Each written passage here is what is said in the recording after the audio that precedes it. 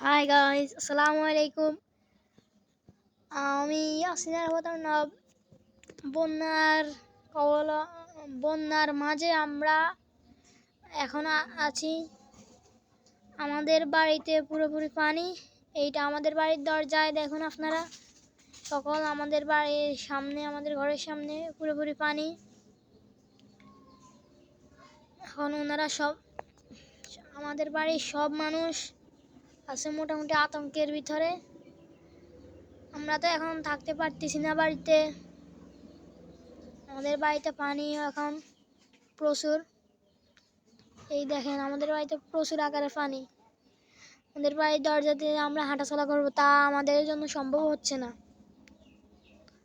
এই দেখেন আমাদের বাড়ির সামনে ক্ষেতগুলো, আমাদের বাড়ির দক্ষিণ সাইডে ওই পাশে ওদের বাড়িতেও পানি। এখন সবখানে পানি আর পানি, বন্যার মাঝে আমরা আছি এখন।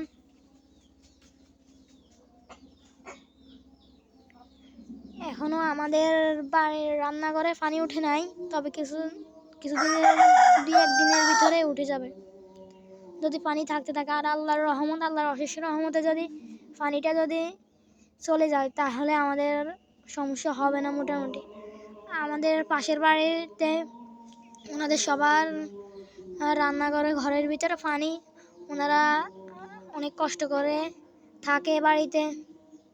এরকমই সব জায়গায় সব অবস্থা। তাহলে তবে আমাদের বাড়ির পাশে মোটামুটি পানি এখন কমতেছে। কিছুদিনের ভিতরে আমাদের বাড়ির পানি সবটুকু চলে যাবে।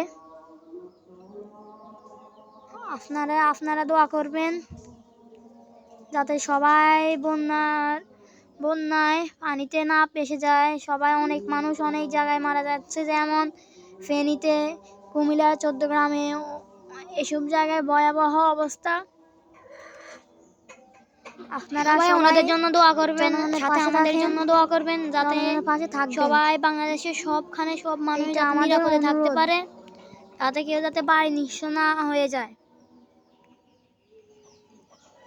জায়গায় জায়গায় মানুষ শুধু পানি পেয়ে, আপনারা দেখতে পাচ্ছেন আমার পায়ের অর্ধেকটা কিন্তু মানুষের বিভিন্ন ধরনের নিচে তলিয়ে গেল, সকল কিছু, তাই আমরা হাঁটতে লস হয়ে যাচ্ছে। মানুষের